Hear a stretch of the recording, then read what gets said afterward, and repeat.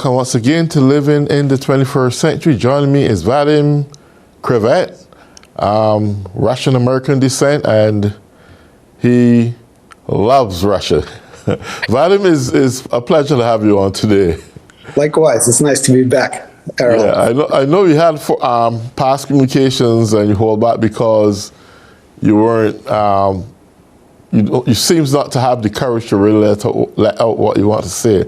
But before I start, though, I just want to use this statement that our present Secretary of State, Marco Rubio, stated in an interview on January 30th. He had indicated that Russia involved in this war was dishonest when Russia stated that Ukraine is a threat, some form of a threat to Russia on the battlefield, something pertaining to that, and it's subject to correction. And he thought it was wrong, and it pushed Ukraine back 100 years. Now that have a lot of, that in itself is like a subliminal message. And whereas America would have to be facilitating Ukraine in satisfying this war and so forth. On the other hand, Russia is down on a lot of armed forces because they have had to reach out to North Korea to get military assistance in terms of personal manpower on the battlefield and so forth. Do you think that it is still wise that Putin maintain this war, or do you think that our present president may have the power to ask Putin to stop the war or give him some encouragement to come to some peace settlement treaty or something like that? Well, I just want to start with addressing the situation on the battlefield, and I just want to point out that the idea that Russia needed to bring in North Korean troops has been proven to be false. They don't need anybody's support. If anything, they probably use some material from North Korea, some of the equipment, but even that, they use it only to test. Because every country does that, they test their equipment on the battlefield. And this is what Russia is helping North Korea to test. The North Korean troops is the propaganda of the Ukrainian side because they need to somehow involve the United States into their war. Officially, so far, no one was able to confirm any kind of presence of North Korean troops on the battlefield. And again, Russia does not need them. They're quite capable of resolving the military issues on their own.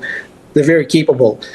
Also, the losses on the Russian side have been misrepresented grossly, and especially that was very evident in Trump's speech, or in the interview when he said that there's about 1 million Russian soldiers that died. The numbers are about 100,000, and the million is on the Ukrainian side. About 1,200,000 people, Ukrainian soldiers died, which is also quite evidenced by the level of recruitment, or the level of quality of recruitment. The Ukrainians grab people on the streets and shove them right into the military, only to be killed within several days because they're unprepared by the Russian troops. Russia is conducting the war of attrition. They just want to deplete the human resources of Ukraine because they, to an extent, realize that the supply of the weapons will not end. I don't think it's in Trump's interests to quickly end the war. He, as a businessman, a salesman, I would say, will try to get something out of it. This is who he is. He's just a salesman who's going to try to find an edge and get something out of the situation. But little does he realize, in my opinion, personal opinion, I've been listening to a lot of people, I think that it would be a mistake for him to continue the war and to extract something for the United States. First, I don't see anything for him to extract. Nothing comes to mind.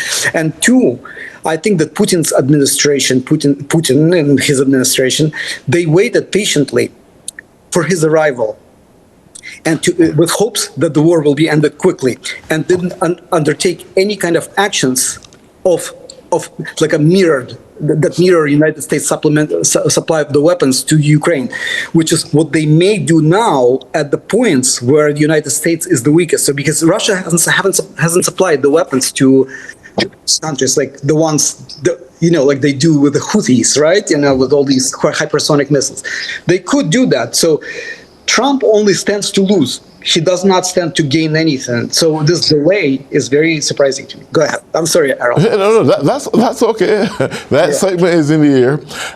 We're going back to North Korea because I understood that 3,000 North Korean soldiers were sent to Russia, and apparently at least 150 of them were captured. Now, I have no practical or physical confirmation of that. This is word of mouth. So I'm not going to state it's a fact or not. So my question is to you, were there North Korean soldiers on the battlefield for Russia? Or is just a mythology? It's a mythology largely. There's a lot of Russia is a very diverse country, and they have soldiers from Far East, Yakutia, Tuva. They're Asian-looking people, and they could be quite easily mistaken for the North Koreans.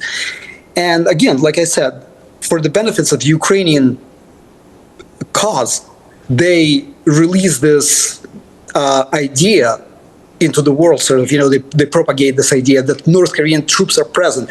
The benefit that they reap or hope to reap from that is that it will involve other countries, specifically the United States, because Ukraine has lost the war in 2022 already. It just has been rearmed and resupplied, and its military is maintained. Yeah. So there's not 150 soldiers, North Korean soldiers right now in Ukraine, being held by Ukraine. From what I understand.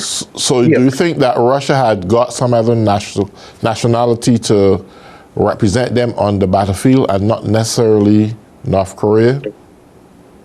I wouldn't doubt that there might be some soldiers from different Asian countries that are volunteering just like the people from Colombia who are fighting on the Ukrainian side in large numbers. I don't doubt that there might be someone, but I know that there are Japanese soldiers who are fighting on the Russian side and also on the Ukrainian side.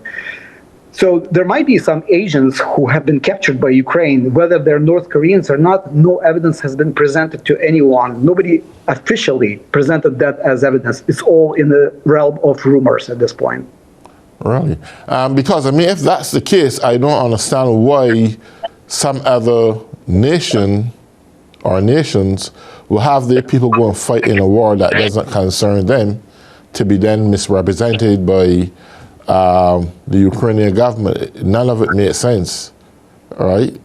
On the Russian side, if foreign troops are present, many of them, especially like from People's Republic of China or even North Korea, quite possibly, are undergoing some training. For them, it's a valuable experience. Yes, it sounds very cynical, but that's how things are done in the war. People come from different countries to train, to gain experience in the conflict. There's no other way to gain experience.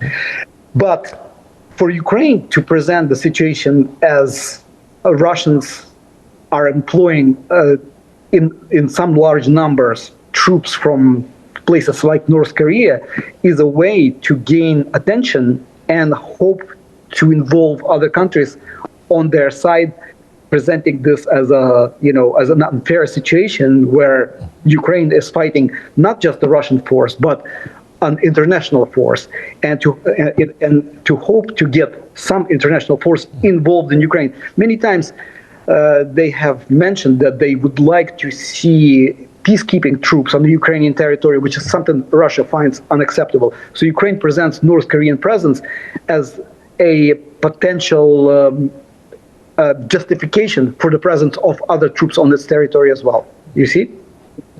I understand. So at this juncture, do you believe that Russia still have all this capability? Just put the nuclear weapons aside.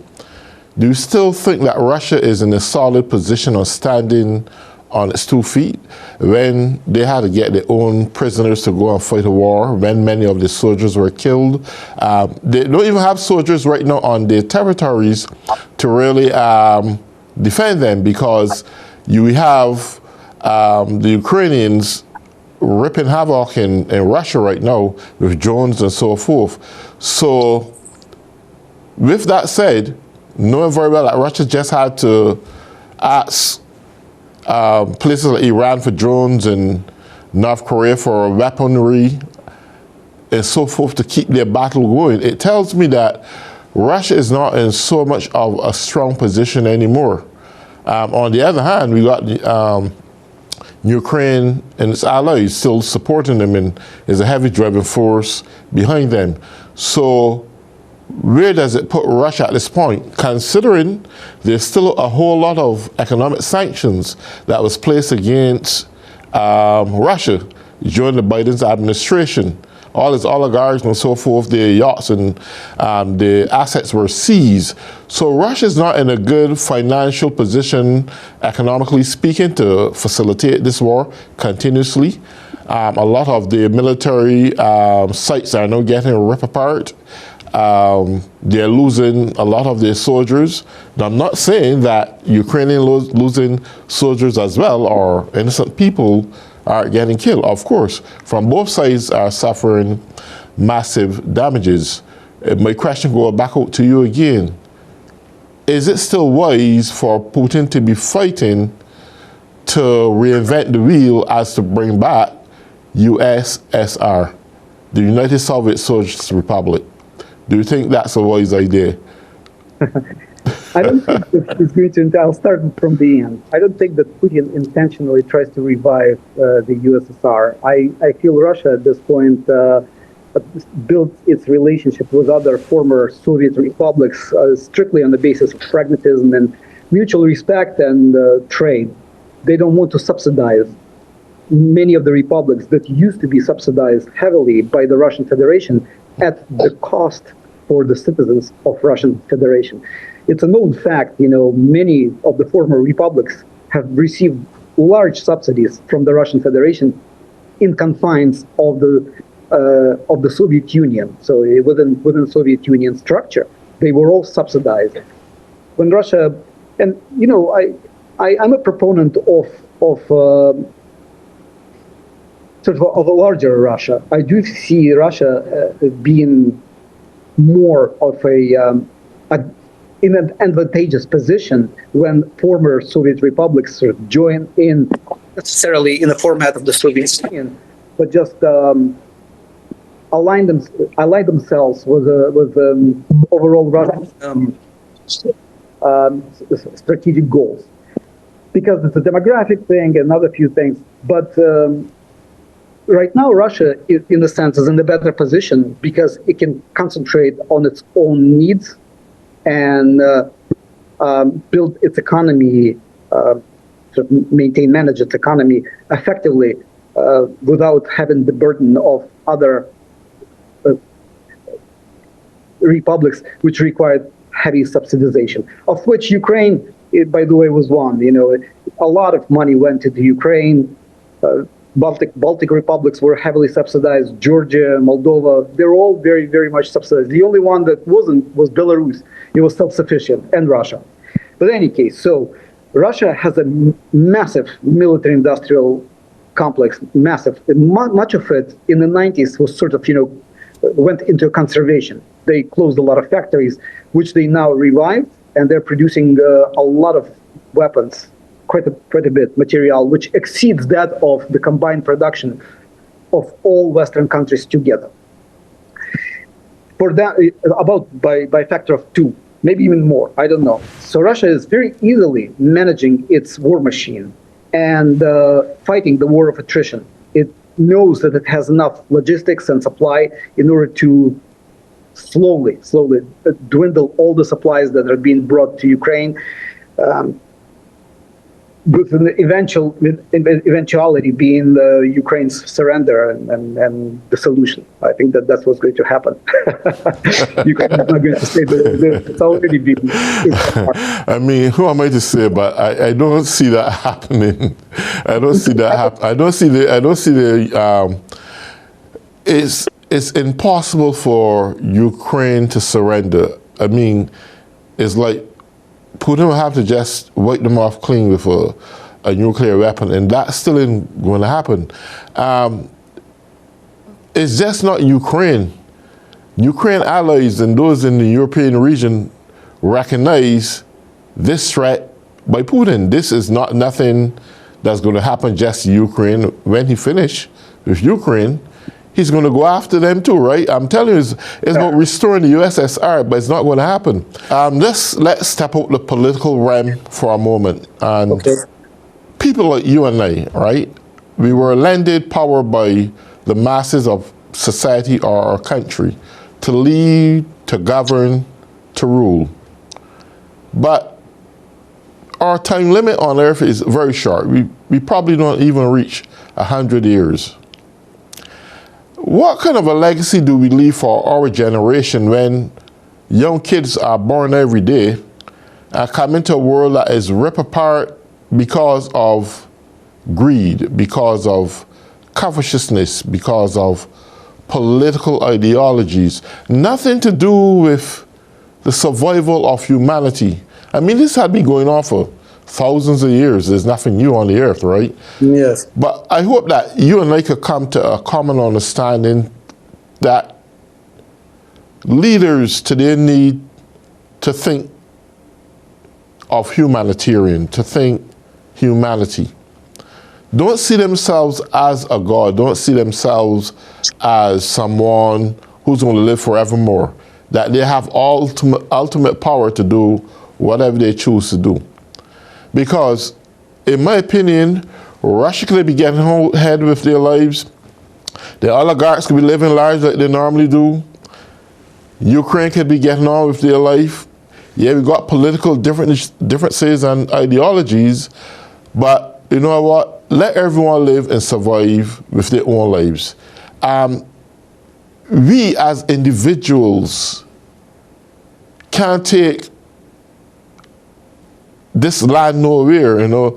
We only take 6 square feet of the land, and a few years our bodies are rotten and decayed, no longer to be found. But what we leave upon the land is what goes on and linger on for generations to come, and it can either build people or it can destroy people. What is your humble opinion about this from a humanitarian standpoint? Do you think the war is worth it? Come on. No, I don't think that wars are worth it. But there is a logic of intentions and logic of circumstances. You know, sometimes circumstances push you toward things that you wouldn't otherwise want to do. But you have no choice but to do them. It's like you're defending yourself against someone and you happen to kill them. It's not because you chose to attack this person, but you chose to defend yourself and your children, let's say, and your cause was right. Yeah. Who shed the first blood? Who started the war? Ukraine didn't leave Ukraine and went into Russian territory and start gunfighting. Ukraine was 250. Ukraine was always historically a belligerent rogue territory. I wouldn't even call it a state. It's a rogue territory where a lot of battles took place between the West and the East. That's a brief historical perspective. Okay. And as of lately, Ukraine has been involved in a lot of provocative actions against Russia since the breakup of the Soviet Union. Especially, it happened in Chechnya. People don't know about it much, but when Chechen war started, and it started with a few terrorists declaring themselves the government of Chechnya, whereas the majority of the people never wanted to separate from Russia, which is one of the autonomous regions of Russia. And now they're fighting very valiantly on the Russian side. So when Chechen war took place in the 90s with Russia, Ukraine sent troops and weapons to Chechnya, anti-aircraft batteries and other snipers. They sent a lot of people there. And as a result, you know, Russia actually asked them, please condemn your behavior. And that's just one of the examples.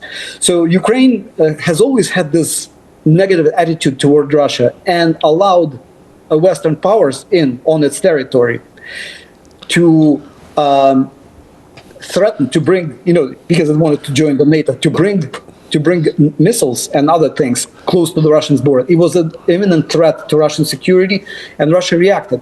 In the same way as America would have reacted if, let's say, China brought in troops to the Mexican territory, right? If in Mexico they settled bases, started doing some kind of nefarious activity, America would bomb Mexico into the ground. They wouldn't even discriminate against children. That's an assumption. That's an assumption, right? But what I'm saying to you, it appears that if Chechnya, the Czechs and the other surrounding nations don't succumb or adhere to the ideologies or which favored Putin's philosophy, then it's wartime. You're going to do as we say. Now, these are sovereign countries with their own standards and their own governance. We have to discuss sovereignty. What does it mean? Usually, sovereignty is declared by a referendum. So there has to be a referendum. People have to vote, and only on this legal foundation you could say, well, this country wanted to separate. But here's the conjunction. But it's none of Russia's business. What they do in their own country isn't their business. No, seriously speaking, look at it. America don't get involved in Russia policies if they do something and America don't like it. They don't take up a bomb or send military soldiers over to Russia and bomb them back to the Stone Cold Ages. They can't. Otherwise, they would. Huh? They would. They just can't. Otherwise, they would. I mean, if that was the case, they would have done it ever since, right? They would have done it already if they could. They tried many times in the 50s and otherwise. Yeah, but I never know of Russia and United States really getting seriously engaged, if you want to put it that way. I know it had economic wars and all these type of different things, but I can't say physical as in physical wars, so to speak. But what I'm saying, the ability to respect every country for decision making. Absolutely. Don't let it be your business. Ukraine is Ukraine. Russia is Russia. What Ukraine and its people do and decide is their business. Do Ukraine get involved in Russia business? I'm not defending Ukraine. I'm not defending Russia, but I'm asking a simple question. You cannot, according to Russia, and just in general as a principle, you cannot establish your own security at the expense of somebody else. There has to be a negotiation. There has to be understanding of the interests. And always, if diplomacy is involved, you can always iron out whatever issues you may have. You have to account for the interests of your neighbor. Ukraine belligerently tried not to do this and did everything to ignore it. In fact, it was probably very overly confident in the West's ability to advance its own interests, and Ukraine thought that they were going to reap huge benefits from associating with the West. But as it always happens, West deceived Ukraine, threw it as a... I want to answer this question, right? Because apparently Ukraine was second out there when it comes to nuclear weapons. And in order for Ukraine to get adopted into NATO, they would have had to abolish their weapons, right? And they done that. They weren't Ukrainian weapons. They were Soviet weapons on the Ukrainian territory, control of which only was in Russia. Only Russia could have launched these weapons from the Ukrainian territory anywhere else. So these were Russian weapons, and Americans were the most insistent because they were afraid. They knew Ukraine was a rogue state. They were mostly insistent on Ukraine giving up its weapons and sending them back to Russia, where the control of these weapons actually existed. Russia, in turn, guaranteed the Budapest Agreement you're quoting, guaranteed Ukraine's sovereignty. But this is a big but, if Ukraine maintains neutrality, which it chose not to maintain. Ukraine is a belligerent, corrupt state. I wouldn't even call it a state. It's like Kosovo, almost, in its way. Deeply corrupt, very belligerent. ready to sell out to whoever pays more. Level of statesmanship is below any level that you can only imagine. But it's portrayed as this heroic state that's defending itself against this cartoonishly evil Russia. Whereas in reality, things don't happen like this in the real world. In the real world, there are interests and mutual respect. And when this ceases to exist, the idea of, respecting somebody else's interests and just general respect, wars usually occur. And lack of diplomacy, sort of, on the Ukrainian part, especially if you think of how the Minsk agreement were drafted and what happened during the attempted transition on the Russian part to leave Donetsk and Lugansk regions in Ukraine. All of that was a deliberate attempt on the Ukrainian side to sabotage every attempt. So what Russia is hoping to gain when this war is over, if it ever get over? We got Russia less is than not 2 fighting. minutes. Sure, Russia is gaining a strategic victory over the West right now. That's if you want to look. Oh, so this battle is against the West, right? Exactly, yes. Because the West started this battle on the territory of Ukraine. It's not Ukraine fighting Russia. It's West fighting Russia on the Ukrainian territory. It's just the territory where the battle is taking place. Russia already won this war. It's winning it. There's no way to turn the tide. And with that, it's achieving a strategic victory, global victory in distribution of a global power. The world is changing, and the power poles will be now in the United States, China, and Russia, and that's where the victory is. I mean,